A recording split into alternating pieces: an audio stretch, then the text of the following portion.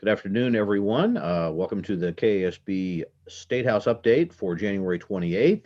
After a very busy several days, it was a very quiet day today on the education front. No major meetings of bills that we're looking at, or hearings, or anything we're following. So we don't have a lot to talk about today. We do want to preview a little bit some of the things coming up.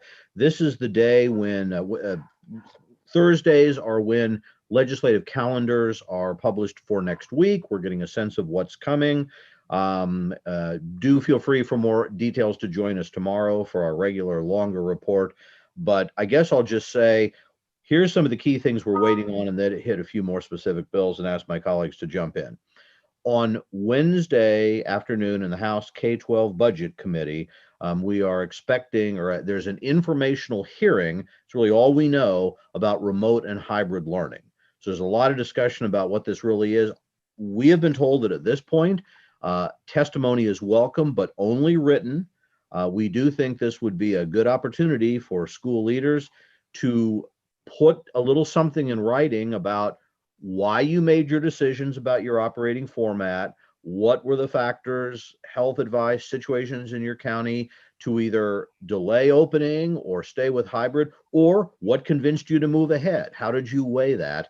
And what are you looking at for as we move forward, restoring learning loss, some of those issues? There's different stories in every district. The legislature needs to hear that. So you can check with us, and we'll be sending out information, but directing written testimony to the K-12 Budget Education Committee next Wednesday would be great. We'll send you more contact. The next day, the committee is scheduled for the hearing on House Bill 2119, which is a far more major sort of private school aid bill than the bills that were heard this week. So those are headliners. We would also note that either the House committee or the Senate Education Committee could vote on the tax credit scholarship bills, and those are the bills that we had hearings for this week. I'm going to pause and see if either of you want to just mention anything else on those points, or kind of looking ahead to next week, and then we'll really quickly talk about a couple of other bills coming up. Oh, go ahead, Leah, if you want to.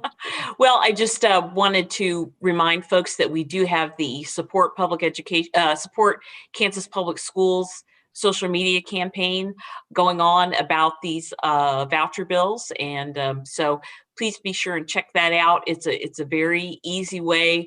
We sent you the information in an email, and we've publicized it in our news brief. So you just need to copy and paste the text and email your legislators, and also contact the members of the House K-12 Ed Budget and Senate Education Committee. We've made it quick and easy for you, and please be sure to take advantage of that. Well, and I think it's not talking out of school, but the no pun intended, but the the hearing Wednesday, there's going to be a lot of I think the committee chair and some of the supporters of the expansion of the tax credits, and then House Bill 2119, they are trying to get people to talk about how difficult this year has been. And there's going to be a lot of criticism, I believe, of school boards and school district decisions. And so I think it's important for us to be able to try to provide balance that, we did not create the pandemic. And so I think it's important for school leaders to send their thoughts and ideas to the committee to let them know, why they made the decisions that they made. So I think the bottom line is, if you are concerned about proposals to expand state aid to private education, either way, whether you're for it or against it, wherever you are, if you want to offer an opinion, now's the time to start doing that to the committees that are looking at it, and to your own legislators.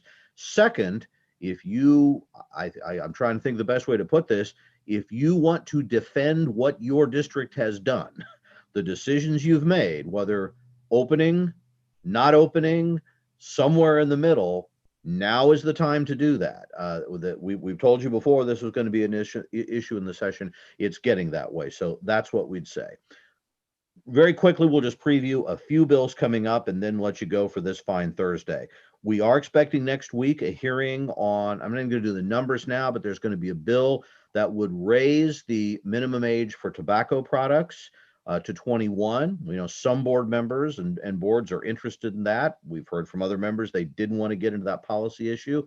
We think the bill also puts into state law the prohibition for vaping devices and such in schools. Currently, there's kind of a loophole on that because it's not covered by the ban on cigarettes. So that's a bill that we will be looking at. A bill in Senate Education that would kind of just codify what's pretty much already happening, allowing our state contract with ACT to give free tests would apply to private schools as well. No additional cost to the state to do that. So we've been neutral on that. And then a hearing in Wednesday in Senate Education on a bill to create a foster child education report card, already being done by executive order. This would put it in law. Also Wednesday, a hearing in House Education on a bill that would require students to pass a test in basically civics or American government to graduate from high school. They'd have lots of opportunities to do it, but that would in effect be a new graduation requirement. Our members adopted a position in opposition to a specific legislative mandate, believing that should be developed by the state board. But again, however you feel on that, this is your chance to weigh in. And then I think we've mentioned on Thursday that hearing, for now at least, on 2119, a broader private school aid expansion. We've been sending information. Look at your news briefs, your social media, whatever. We've got descriptions of that bill. It's pretty complicated. We'll go into more detail tomorrow at our regular Friday event. Guys, am I missing anything else for today? I don't think so. Okay, well, remember, we won't have our short presentation tomorrow at 12 o'clock. We'll record about an hour-long deeper dive into what's happened and what's coming up. That'll be available over the weekend. So we'll be back with this wrap-up on Monday afternoon. So if you don't catch us this weekend,